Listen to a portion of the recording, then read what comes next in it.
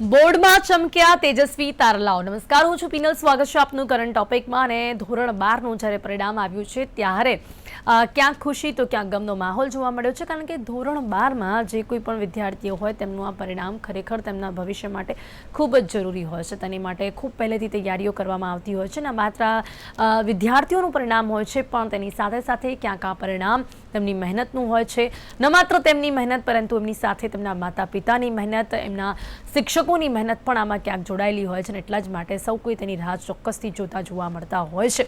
Paper કેવું ગયું છે, કેટલા માર્ક્સ આવ્યા હતા, એનું કેલ્ક્યુલેશન ક્યાંક ને ક્યાંક બધા જ પહેલાંથી કરી લેતા હોય છે, પણ એ પ્રમાણે રિઝલ્ટ આવે છે કે નહીં એ જોવા માટે સૌ કોઈ આતુર રહેતા હોય છે. તો જ્યારે પરિણામ આવી ચૂક્યું છે ત્યારે ઘણા એવા તેજસ્વી તારલાઓ છે કે જેમણે 90% લાવીને અને 95% લાવીને પોતાના પરિવારોને તો ખુશ કરી જ દીધા છે, પણ એની સાથે સાથે ઘણા બધા બીજા સ્ટુડન્ટ્સ માટે એ લોકો હવે ઇન્સ્પિરેશન બન્યા છે કે કઈ રીતે મહેનત કરીને આ પ્રકારના માર્ક્સ મેળવી શકાય છે, ક્યારથી મહેનત શરૂ કરવી જોઈએ અને એની સાથે સાથે પ્રાયોરિટી પ્રમાણે કઈ રીતે તૈયારીઓ કરવી જોઈએ. આ બધું જ આજે આપણને જાણવા મળશે એવા સ્ટુડન્ટ્સ પાસેથી કે જે લોકોએ ખૂબ જ સારા માર્ક્સ મેળવ્યા છે, કે જે લોકો ખૂબ જ તેજસ્વી અહીંયા પુરવાર થઈ ચૂક્યા છે. તો આજે જ્યારે વાત કરી રહ્યા છે ધોરણ 12ના પરિણામની, ત્યારે ધોરણ 12માં બંને જે સ્ટ્રીમના સ્ટુડન્ટ્સ છે કે જેમણે ટોપ કર્યું છે એમની સાથે આજે આપણે વાત કરવાના છે. ધોરણ 12ના પરિણામની પહેલાં વાત કરી લઈએ તો ધોરણ 12 સાયન્સનું 84.33 એટલે કે 84.33% પરિણામ આવ્યું છે.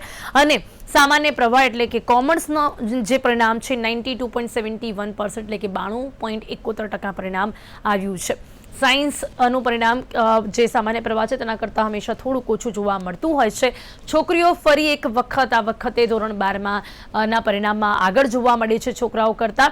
તો આજે વાત કરીએ એવા સ્ટુડન્ટ્સની સાથે કે જે લોકોએ ધોરણ 12માં ટોપ કર્યું છે, એમની પાસેથી જાણીએ કે એમનું શું સિક્રેટ છે આ પ્રકારના માર્ક્સ લાવવાનું, જેની માટે મારી સાથે અત્યારે જોડાઈ ગયા છે કોમર્સ સ્ટુડન્ટ્સ છે. પહેલા જાનવી શાહ અને જય લખવારા આપણી સાથે છે. જાનવી અને જય, આ બંનેનું સ્વાગત છે. Welcome to the show and very very very very big congratulations first of all. તો સૌથી પહેલાં આપણે આમની સાથે વાત કરીશું. બંને કોમર્સ સ્ટ્રીમમાંથી છે અને હવે આપણે જણાવી દઉં કે લોકોએ જાનવી સાથે સૌથી પહેલાં શરૂઆત કરીએ. જાનવી, પર્સન્ટેજ મને તો ખ્યાલ છે, પણ ફરી એક વખત આપણે બધા સ્ટુડન્ટ્સને પણ જણાવીએ કે કેટલા પર્સન્ટેજ આવ્યા છે, કેટલા પર્સન્ટાઇલ આવ્યા છે ધોરણ 12માં. મારે 99.08 પર્સન્ટાઇલ છે અને પર્સન્ટેજ 90 છે. તો જાનવી, આ પર્સન્ટેજ અને જે પ્રકારે આ માર્ક્સ આવ્યા છે, ક્યાંક ને ક્યાંક જ્યારે એક્ઝામ્સ આપ્યા હતા ત્યારથી જ ખબર હતી કે આટલા સારા માર્ક્સ આવવાના છે, ટોપ કરવાના છો, એક અંદાજો આવી ગયો હતો? ના, એવું નહોતું, પણ અમે લોકો સ્ટાર્ટિંગથી જ જેમ જેમ અમને આગળ કરાવતા ગયા કોર્સ એમ અમે પહેલેથી જ પ્રેક્ટિસ કરતા ગયા હતા. સવારે વહેલા ઉઠવાનું ચાલુ અને 4 વાગે અમે ઉઠી જતા હતા અને પહેલેથી જ અમે લોકો ચાલુ કરી દીધું હતું, જેથી કરીને પાછળ બહુ આમ આપણા પર ફોર્સ ના થાય, આપણે બહુ પ્રેશર નહીં જાય આપણા પર. તો એક અંદાજો આવી ગયો તો પેપર પછી કે આટલા સારા માર્ક્સ આવશે, કે અનએક્સપેક્ટેડ છે? હા, મને સ્ટેટ્સ અને અકાઉન્ટ્સમાં તો મને એકદમ હું એકદમ રેડી હતી કે હા મને આટલા તો આવી જ જશે, અને મારે સ્ટેટ્સમાં 100 છે. ઓહ, વેરી નાઇસ. 97 છે. શું વાત છે, આપણે માર્ક્સ ઉપર પણ આવીશું, પણ પહેલા આપણે જય સાથે વાત કરીએ. જય, પર્સન્ટાઇલ પહેલા આપણે લોકોને જણાવી દઈએ કેટલા પર્સન્ટેજ આવ્યા છે, કેટલા પર્સન્ટાઇલ આવ્યા છે. મારા 99.41 પર્સન્ટાઇલ છે અને 92.58 પર્સન્ટેજ છે. ઓ વાવ, વેરી બિગ કોંગ્રેચ્યુલેશન્સ છે. તો એક્સપેક્ટેડ હતું તમને પણ? ના, એટલું એક્સપેક્ટેડ મેં વિચાર્યું હતું કે મારા 90% આવશે, બટ એનાથી એક્સ્ટ્રા વધારાના 3% આવી. શું વાત છે. તો શું લાગે છે, શું કારણ છે કે જે વિચાર્યું છે એના કરતાં પણ વધારે પર્સન્ટેજ આવ્યા? એ કારણ છે, મને લાગ્યું હું સવારે વહેલા ઉઠતો હતો અને મારા પેરેન્ટ્સ, મારા મમ્મીથી બહુ સપોર્ટ અને મારા બ્રધરે બહુ જ સપોર્ટ કર્યો. એને મને ગાઈડ કર્યો કે આવી રીતે વાંચવું જોઈએ, એના કારણે આટલા પર્સન્ટેજ બન્યા છે. ઓકે, તો તમારા ભાઈ તમારાથી મોટા છે ને, એમને ધોરણ 12માં સારું પરિણામ આવ્યું હતું એટલે તમને ગાઈડ કરી શકે. એમની સ્ટ્રીમ પણ કોમર્સ હતી? હા, એમની પણ સ્ટ્રીમ કોમર્સ હતી અને એમના પણ બહુ જ સારા માર્ક્સ હતા. એમના ગાઈડના લીધે આજે હું આટલા ટકા આવે છે. શું વાત છે. તો ચલો, હવે એવું કહી શકીએ છે કે બહુ પહેલાંથી તમે લોકોએ તૈયારીઓ શરૂ કરી હતી. જાનવી, આની સાથે હું એ પૂછવા માંગીશ કે આટલા સારા જે માર્ક્સ આવ્યા છે તો એની માટે શું તમારું શેડ્યુલ રહેતું હતું? શું વહેલી સવારે જ ઉઠીને વાંચવાનું પસંદ કરતા હતા? હા, વહેલા સવારે ઉઠવાથી એકદમ કોઈ ડિસ્ટર્બન્સ ના હોય, એકદમ શાંત વાતાવરણ હોય, તો આપણને કોઈ ડિસ્ટર્બન્સ કોઈ કરે નહીં. એટલે અમે લોકો પહેલેથી 4 વાગે ઉઠી જતી હતી હું, અને પહેલેથી જ શેડ્યુલ પહેલેથી ટાઈમ ટેબલ જ બનાવી દીધું હતું, શેડ્યુલ પ્રમાણે જ કરતા હતા અમે. ઓકે, ટાઈમ ટેબલ કેટલું જરૂરી લાગે છે અને ટાઈમ ટેબલ બનાવી દઈએ તો લાગે છે કે ક્યાંક ઇઝી થઈ જતું હોય હા, છે? કારણ કે એનાથી આપણે સ્ટડી બહુ આમ સારી એવી થાય ને આપણને અંદરથી એવું થાય કે ના મારા સારા આવશે જ, આપણને એકદમ અંદરથી આવે.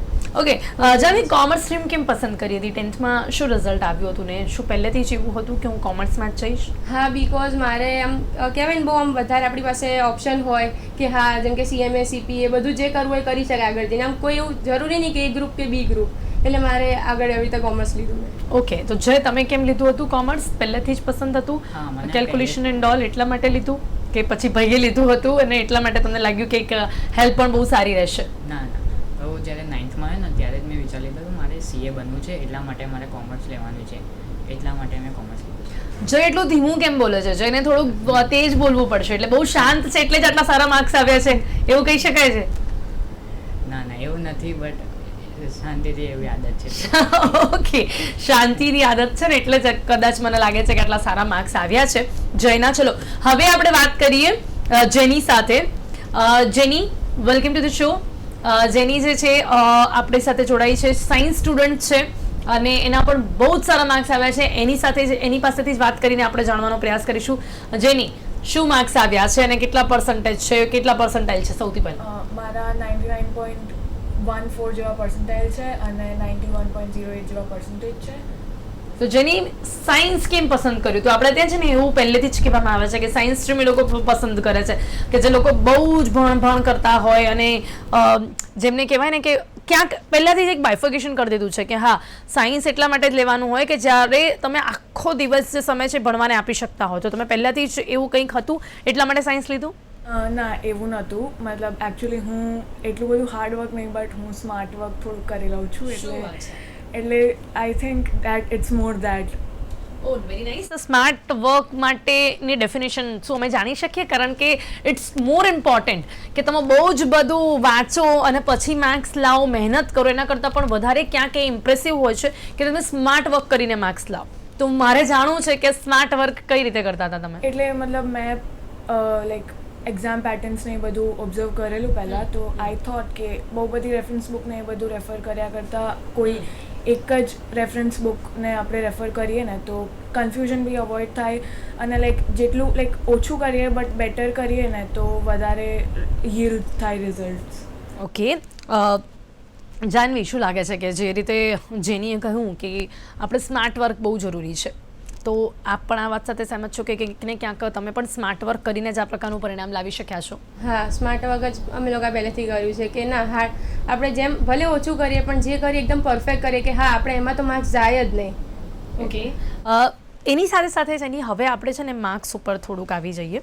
ચલો તો સૌથી પહેલાં આપણે માર્ક્સની વાત કરીએ તો સૌથી સારા માર્ક્સ શેમાં આવ્યા છે? ચલો પહેલાં મને એ જાણવું છે જની કે સૌથી વધારે માર્ક્સ તમારા સારા શેમાં આવ્યા છે? કયા સબ્જેક્ટમાં આવ્યા છે? સૌથી વધારે સારા માર્ક્સ કેમિસ્ટ્રીમાં આવ્યા છે, બંને ગુજસેટમાં બી અને બોર્ડમાં બી. બોર્ડમાં મારા કેમિસ્ટ્રીમાં 94 આવ્યા છે. કેમિસ્ટ્રીમાં કેટલા માર્ક્સ આવ્યા છે? 94.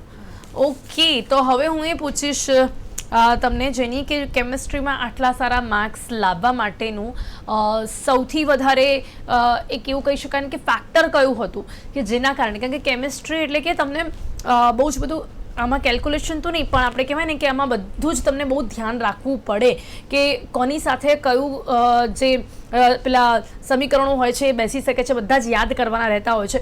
તો તમે શું સજેસ્ટ કરવા માંગશો બધા સ્ટુડન્ટ્સને કે કઈ રીતે બધું યાદ રાખ્યું હતું? કેમિસ્ટ્રીમાં જે ઓર્ગેનિકની ઇક્વેશન્સ આવે એ તો પહેલેથી જ્યારે ઓર્ગેનિક કેમિસ્ટ્રી સ્ટાર્ટ થાય એમાં સાથે ને સાથે જ કરી લઈએ તો વધારે સારું રહે, તો કન્ફ્યુઝન પછી ના થાય કે બધું અમુક વાર કેમિકલ ઇક્વેશન્સ ભેગી થઈ જાય કે એવી રીતના.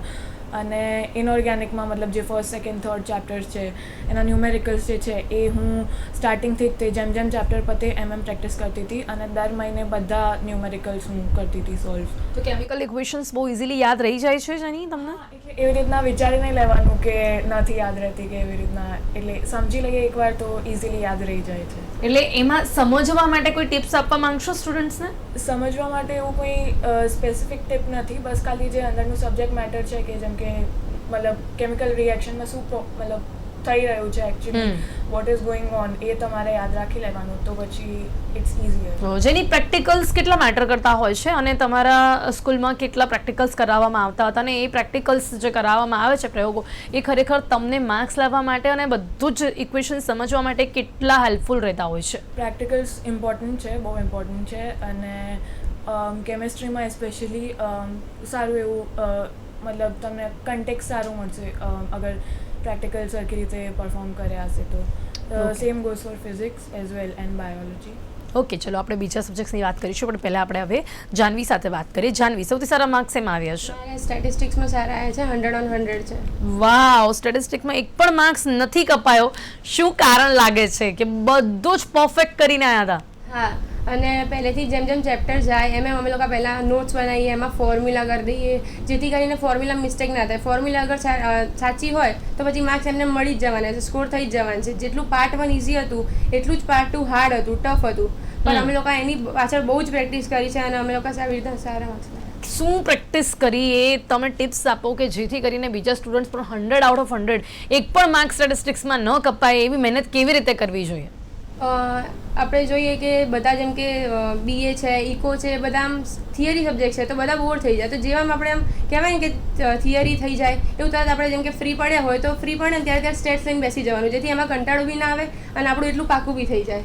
પણ સ્ટેટિસ્ટિક એટલું બોરિંગ નથી?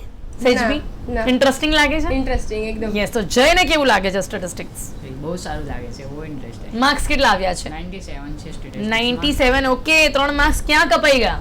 જી, મારો એક માર્ક્સને MCQ અને 4 માર્ક્સમાંથી એક દાખલો ખોટો હતો, જેના 2 માર્ક્સ મળ્યા, 2 માર્ક્સ કપાઈ ગયા છે. એ ખબર પડી ગઈ હતી કે શું ખોટું છે? જે મેં આઈને ચેક કર્યું જ્યારે પેપર, ત્યારે જ મને ખબર પડી ગઈ કે 97 જ આવવાના છે.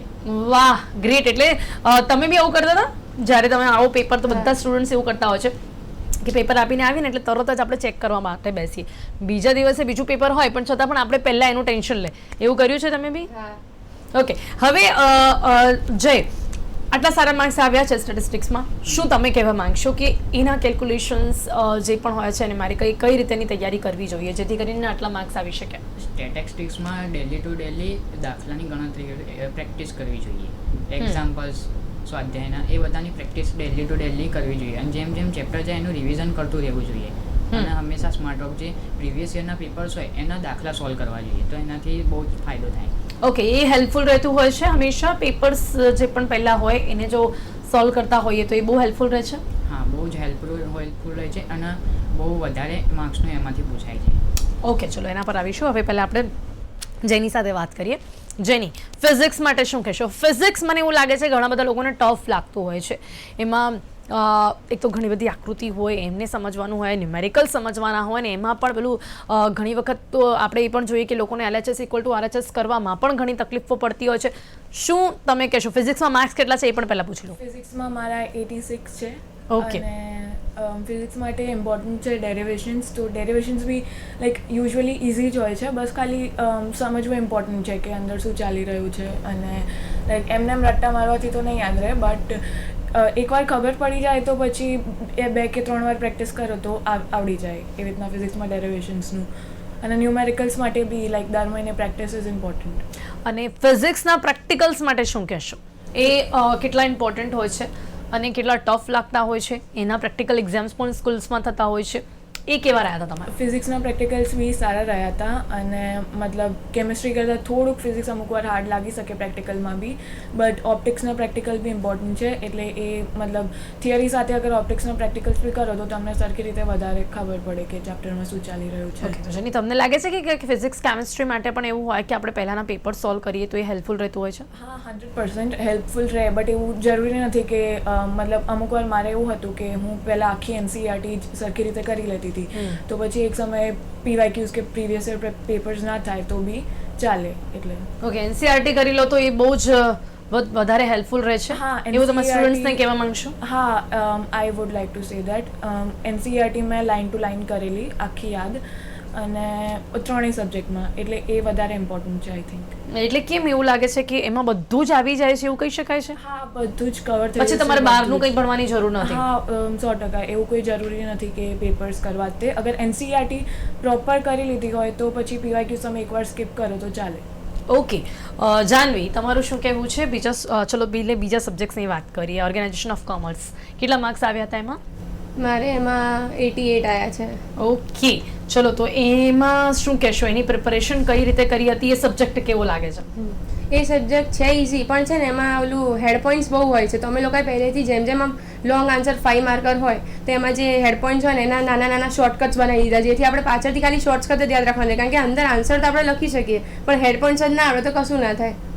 એટલે મેં પહેલેથી એના નોટ્સ બનાવી દીધી જાતે અને પછી એમાંથી શોર્ટકટ મેં બનાવી દીધા હતા, જેથી ઇઝી. ઓકે, એ થોડુંક આપ સ્ટુડન્ટ્સને કહેવા માંગશો કેવી રીતે નોટ્સ બનાવી દેવાની, કેવી રીતે શોર્ટ્સ યાદ રાખવાના? હા, જેમ કે હેડ પોઈન્ટ કોઈ બી હોય કે જેમ કે યુનિવર્સલ પ્રોસેસ છે તો એનો યુ, પછી નીચે એનો પી, એવી રીતે આપણે જાતે આપણે વર્ડ બનાવી દેવાનો એક, અને એને ઓલવેઝ યાદ જ રાખવાનું કે જ્યારે બી આન્સર એકવાર નહીં વાંચવાનો, પણ જ્યારે લાસ્ટ મોમેન્ટ હોય ને ત્યારે એને 3-4 વાર રિપીટ કરી દેવાની, જેથી આપણે જ્યારે તમે પેલું રિપીટ કરેલું પાછું માઇન્ડમાં યાદ કરશો એટલે એના ફૂલ ફોર્મ્સ તમને જાતે યાદ આવી જાય છે. બહુ લેન્ધી લાગે છે આ સબ્જેક્ટ? ના વાંધો ના. ઓકે, જય, તમારું શું કહેવું છે? આમાં કેટલા માર્ક્સ હતા? આમાં મારા 92 છે. ઓકે, એના માટે પોઈન્ટ્સ જે હોય છે એના મેં નોટ્સ બનાવી હતી અલગથી. એમાં બસ પોઈન્ટ્સ જ હતા અને એની મેં શોર્ટ કીસ બનાવી રાખી હતી. જો લાસ્ટ ટાઈમે જ્યારે એક્ઝામ હતી એના 1 hour 2 hour પહેલાં હું એનાથી રિવિઝન કરું. શોર્ટ કીસ કેવી બનાવી હતી તમે? લાઈક કોઈ બી એક પોઈન્ટ હોય તો એનો જે ફર્સ્ટ લેટર હોય એનાથી હું શોર્ટ કીસ બનાવતો હતો. જેમ હમણાં જાનવીએ કીધું બિલકુલ એવી રીતે? હા, એવી રીતે. બટ મેં એક નોટ્સ બનાવી હતી એમાં બસ ખાલી પોઈન્ટ્સ જ હતા. ઓકે, ખાલી પોઈન્ટ્સ આપણે એક નોટ્સમાં બનાવી લેવા જોઈએ. એટલે તમારું એ સજેશન છે આ સબ્જેક્ટ માટે કે પછી છેલ્લા ટાઈમે તમે ખાલી એટલું વાંચશો તો તમને બહુ હેલ્પફુલ રહેશે. અને હું જેમ ચેપ્ટર પૂરા થતા હતા એના જેટલા પણ પોઈન્ટ્સ હોય એ બધા કરી દેતો હતો. એના કારણે સારું આવ્યું છે. ઓકે, નાઉ હવે જેની ફરી એક વખત આપની પાસે આવીશ. બાયોલોજી માટે બી ગ્રુપ પસંદ કર્યું એટલે એ ક્યાંક ને ક્યાંક એ વિષયમાં તમને ઇન્ટરેસ્ટ પહેલાથી જ હતું? હા, એટલે મેથ્સ કરતાં મારું બાયોલોજી વધારે સારું હતું અને ઇન્ટરેસ્ટ બી ત્યાં વધારે હતો, એટલે બી ગ્રુપ પ્રેફર મેં. કેવું લાગે છે આ વિષય? એટલે ટફ લાગે છે ક્યારે કે ઇઝી લાગે છે? પ્રેક્ટિકલ્સ આમાં ઘણી વખત લોકોને એવું લાગતું હોય છે કે અઘરા પ્રેક્ટિકલ્સ હોય છે, તો તમને કેવું લાગે છે કે ઇઝી લાગે છે કે ઓકે થોડીક મહેનત કરવી પડે છે વિષયમાં? બાયોલોજીમાં કેવું છે કે અમુક વાર યાદ રાખવાનું બહુ બધું હોય ને, લાઈક થિયરી છે આખું, તો પછી અમુક વાર ટીડીએસ લાગે, થોડુંક આમ થાકી જવાય કે કેટલું બધું યાદ રાખવાનું છે. પણ પછી શું થાય કે ફિઝિક્સ અને કેમિસ્ટ્રી કરતાં થોડુંક ઇઝી રહે, કેમ કે ખાલી યાદ જ રાખવાનું છે, તો એ વધારે સારું છે. ઓકે, બરાબર. અને પ્રેક્ટિકલ્સનું શું છે બાયોલોજીમાં? પ્રેક્ટિકલ્સમાં બી સેમ ફિઝિક્સ કેમિસ્ટ્રી જેવું કે પ્રેક્ટિકલ્સ ઇમ્પોર્ટન્ટ એટલે છે કે તમે કરી લો સરખી રીતે તો તમને થિયરીમાં શું ચાલી રહ્યું છે એનું સરખી રીતે આઈડિયા આવે અને થોડુંક વિઝ્યુઅલી તમે કરો તો સારું રહે. બાયો પસંદ કરવાનું કોઈ ખાસ કારણ? ખાસ કારણ નહીં, બસ એ જ હતી કે મેથ્સ ઓછું ગમતું હતું એટલે બાયો પ્રેફર કર્યો. ઓકે.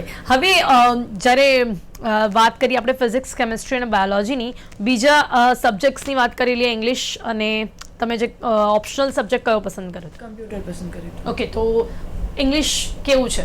ઇંગ્લિશ કેટલા માર્ક્સ આવ્યા? ઇંગ્લિશમાં 93 આવેલા. Very good. તો તમે શું કહેશો? ઘણા છે ને ગુજરાતી મીડિયમના સ્ટુડન્ટ્સ હોય છે, એ લોકોને ઇંગ્લિશ ટફ લાગે, એમને કંઈક સજેશન આપવા માંગશો?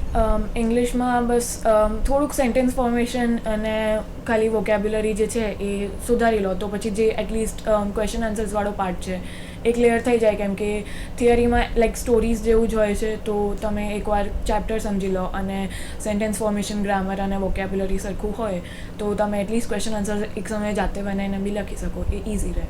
Okay, great. તો હવે ફરી એક વખત જય પાસે આવીશ. છે અકાઉન્ટ્સમાં માર્ક્સ મેં કદાચ તમારા નથી પૂછ્યા. 100 છે મારા અકાઉન્ટ્સમાં 100 આઉટ ઓફ 100 છે તમારા. ઓકે, અને આપણે જાનવી 100 આઉટ ઓફ 100 શેમાં છે? સ્ટેટ્સમાં. ઓ વાવ, નાઇસ. તો શું કહેશો અકાઉન્ટ્સ માટે? જય, 100 આઉટ ઓફ 100 કઈ રીતે? અકાઉન્ટ્સ તો ઘણા બધા લોકોને ટફ લાગે છે યાર, કઈ રીતે તમે કર્યું છે? અકાઉન્ટ્સ એટલો પણ ટફ નથી, બધાને લાગે છે. એમાં સ્માર્ટ વર્કની બહુ જરૂર છે. જેમ ચેપ્ટર જાય એમ એનું રિવિઝન કરતું રહેવું પડે છે અને જેટલા ચેપ્ટર સ્કીપ થાય એ પણ કરતું રહેવું જોઈએ. જેમ મેં જ્યારે 12th સ્ટાર્ટ થયું ત્યારે મેં દેખ્યું તો એકાઉન્ટની એક્ઝામ પેપર પેટર્ન કેવી છે, એ હિસાબથી મેં એની પ્રેક્ટિસ કર્યો. ડેલી ટુ ડેલી પ્રેક્ટિસ કરવી પડે છે એના માટે. પણ પેલું આપણે અકાઉન્ટ્સમાં બધું ઇક્વલ કરીને બરાબર આન્સર લાવવાનો રહેતો હોય છે નીચે, એમાં ક્યાંક વચ્ચે અટવાઈ જઈએ છે ત્યારે શું થાય છે કે એ કઈ રીતે પછી તમે પાછું આખું ઉપર જાઓ, પાછું આખું કેલ્ક્યુલેશન કરો? ઘણા બધા લોકોને એ બધું ટફ લાગે છે, એની માટે કોઈ ટિપ્સ છે? હવે મારે પણ એક્ઝામમાં જે વાર્ષિક હિસાબ આવે છે એમાં મારે પણ એવું થયું હતું, બટ એક બે વાર જોવો તો થઈ ગયું હતું મારે. એક્ઝામમાં અટક્યા હતા? હા, લાસ્ટમાં જ હું અટક્યો હતો, લાસ્ટમાં થઈ પણ ગયું. ઓકે, કેવી રીતે સોલ્વ કર્યું હતું? કઈ કામ શાંત મગજ રાખીને આપણે ફરીથી એક વખત જોવાનું, કેલ્ક્યુલેશન નાખવું? હા, મેં આખો દાખલો ફરીથી જોવાનું સ્ટાર્ટ કર્યું હતું છેલ્લી 15 મિનિટમાં, અને એમાં મને યાદ, પછી મેં જ્યારે જોયું ત્યારે ખબર પડી કે મારી એક એન્ટ્રી ઓછી છે, એના કારણે ટોટલ મારું ઓછું આવી રહ્યું છે વન સાઈડનું. ઓકે, એટલે એક સાઈડ ઓછું થઈ ગયું હશે અને બંને પછી ઇક્વલ આન્સર્સ નહીં આવતા હોય. ઓકે, શું કહેશો જે જાનવી, તમારા અકાઉન્ટ્સમાં કેટલા માર્ક્સ હતા? 97 માર્ક્સ. વાવ, શું કહેશો તમે અકાઉન્ટ્સ માટે? કઈ રીતે આપણે બહુ ઇઝી આને બનાવી શકીએ છીએ? પહેલેથી છે ને બધા એના ચેપ્ટર્સ ઇઝી છે, પણ જે ફાઇનલ અકાઉન્ટ છે, જે એક સમ હોય 11 માર્ક્સનો હોય છે, એના 2 સમ આવે 22 માર્ક્સનું, તો એની પહેલેથી જ પ્રેક્ટિસ બહુ જ સારી રીતે કરવાની. અને બીજા બધા જે ચેપ્ટર છે એ ઇઝી છે, અને એમાં જે આપણે જેમ કે બહુ ઇન્ટરેસ્ટિંગ હોય કે ના ભાઈ મને આવડશે જ, તો એના સિવાયના આપણે સ્કીપ કરી શકીએ છીએ. પણ જ્યારે આપણે બીજા બધા આપણને એકદમ પરફેક્ટ આવડતા હોય ને ત્યારે. ઓકે, એટલે તમારા પ્રમાણે સ્ટુડન્ટ્સને શું કહેશો કે જે કંઈ પણ હોય પહેલા આપણને બહુ ઇઝી લાગતું હોય છે પહેલા કરી લેવાનું? જો કદાચ કોઈ પણ આપણે ક્વેશ્ચન રીડ કરીએ છીએ અને આપણને લાગે છે કે આ ટફ છે, તો એને હંમેશા પાછળ પછી કરવાનું હોય એવું કરીએ કે પછી પહેલા એને ટ્રાય કરી લેવું જોઈએ? ટ્રાય કરી લેવું જોઈએ અને છોડવાનું નહીં એમ, તો એકવારમાં થઈ જાય. કારણ કે બીજા કહું તો છું કે ફાઇનલ અકાઉન્ટ છે ને એકદમ ઇઝી છે, પણ એને ખાલી એકવાર આમ ખબર પડી છે કે કઈ એન્ટ્રી ક્યાં જશે, PLLમાં શું જશે, પછી ટ્રેડિંગ અકાઉન્ટમાં શું જશે, બસ એ મનમાં આવવું જોઈએ કે હા આ વસ્તુ અહીંયા જ જશે, તો ભાઈ આપણો રોંગ થાય જ નહીં. ઓકે, અને વધુમાં વધુ પ્રેક્ટિસ કરીએ એટલે થઈ જાય, બરાબર? અચ્છા, તમે લોકોએ શું ફોલો કર્યું હતું વધારે? પેપર્સ જ ફોલો કર્યા હતા કે પછી તમે તમારી ટેક્સ્ટ બુકને વધુ પ્રાયોરિટી આપી હતી? તમે શું ફોલો કર્યું? મેં માર્વેલ આખી સોલ્વ કરી હતી અકાઉન્ટ્સ ને બધા માટે, અને જે ટેક્સ્ટ બુક છે ને 2 થી 3 વાર આખી રિવાઇઝ કરી હતી. ઓકે, અને જય તમે? મેં બી ટેક્સ્ટ બુક કરી હતી એન્ડ ગાલા અસાઇનમેન્ટ આવે છે એ ફોલો કર્યું, પ્રીવિયસ યર ક્વેશ્ચન્સ. ઓકે, એટલે તમે બધાએ પોતાના માર્ક જે પણ સબ્જેક્ટ છે એના પ્રમાણે તો કહી દીધું છે. હવે થોડુંક જનરલ ફટાફટ આપણે એન્ડમાં પૂછી લઈએ. જેની, જો તમારે કહેવું હોય કે તમે સાયન્સ સ્ટ્રીમ પસંદ કરી હોય ને એમાં પણ બાયોલોજી પસંદ કર્યું હોય, તો તમારે ક્યારથી અને કેવી રીતે ધોરણ 12 માટે એક્ઝામ માટે તૈયાર થવું જોઈએ જેથી કરીને આટલા સારા માર્ક્સ આવી શકે? મેઇન એક પોઈન્ટ જો તમે કહેવા માંગતા હો બધાને. સ્ટાર્ટિંગથી જ પ્રિપેર કરી દેવાનું, સ્ટાર્ટિંગથી જ તે એવી રીતના કંઈ આળસમાં નહીં રાખવાનું કે હજી સ્ટાર્ટિંગ છે એમ કરીને. સ્ટાર્ટિંગથી જેમ સ્ટાર્ટ થાય ચેપ્ટર એવી રીતના જોડે જોડે કમ્પ્લીટ કરતું જ રહેવાનું, અને પછી રિવિઝન્સ બી સાથે કરતા રહેવાનું બધા ચેપ્ટર્સની. અને સ્કૂલમાં જે એક્ઝામ્સ હોય છે એમાં બી સારું પરફોર્મ કરવાનું ટ્રાય કરવાનું, તો પ્રેક્ટિસ વધારે થાય. ઓકે, એટલે રિવિઝન બહુ જ ઇમ્પોર્ટન્ટ છે. ઓકે, જય. હું માનું છું જ્યારથી 12th સ્ટાર્ટ થાય, ફર્સ્ટ ડેથી લઈને લાસ્ટ ડે સુધી રોજે રોજ વાંચવું જોઈએ. એનાથી તમારે છેલ્લે લાસ્ટ ટાઈમ પર કોઈ ટેન્શન નહીં રહે કે કાલે એક્ઝામ છે, અને પેપર પણ બહુ જ સારા જશે અને બહુ જ સારા. ટેક્સ્ટ બુકને વધુ પ્રાયોરિટી આપવી જોઈએ. હા, ટેક્સ્ટ બુકને પ્રાયોરિટી આપવી જોઈએ. ઓકે, તો જાનવી કરી છે. જી જાનવી, તમારી ટિપ્સ? હા, બસ પહેલા દિવસથી આપણે ચાલુ કરી જ દેવું જોઈએ. એવું નહીં કે ના પછી કરીશું તો બહુ વાર છે. ના, પહેલા દિવસથી ચાલુ કરી દેવાનું, જેથી આપણને પાછળથી પ્રેશર ફીલ ના થાય અને આપણે બને એટલા સારા માર્ક્સ લઈ શકીએ. જી ઓકે, તો હવે સમય અહીંયા સમાપ્ત થાય છે. જાનવી, જેની અને જો બધા જો વાળા જ હતા તમે લોકો. મને લાગે છે કે આ રાશિમાં જ 90% લખાયેલા હતા, એટલે હું પણ ઘણી વખત કન્ફ્યુઝ થઈ કોણ જાનવી કોણ છે જેની. પણ ઓકે, એ વસ્તુ છે કે આ તમારી રાશિમાં વખતે કંઈક મસ્ત જ લખ્યું હતું એટલે બધાના માર્ક્સ સારા આવ્યા છે. જાનવી, જય અને જેની, a very big congratulations once again and a very all the best for the future. Thank you so much અમારી સાથે જોડાવા બદલ. Thank you so much. તો બોર્ડમાં આ તેજસ્વી તારલાઓ ચમક્યા છે. એમણે એમની પાસેથી જાણ્યું છે કે ખરેખર એને કઈ રીતે આ તૈયારીઓ કરીને આ પ્રકારના માર્ક્સ મેળવ્યા છે. ઘણી બધી ટિપ્સ આપને પણ મળી હશે. તો હવે જો તમે પણ સ્ટાન્ડર્ડ 12થમાં આવી રહ્યા છો અને સાયન્સ સ્ટ્રીમ હોય કે કોમર્સ સ્ટ્રીમ હોય, તો દરેક સબ્જેક્ટની તૈયારી કેવી રીતે કરવી તેના વિશેની ટિપ્સ આપને ચોક્કસપણે મળી હશે. ત્યારે આ કાર્યક્રમમાં બસ આટલું જ. ફરીથી મળીશું નવા વિષયની સાથે. ત્યાં સુધી રજા આપશો. નમસ્કાર.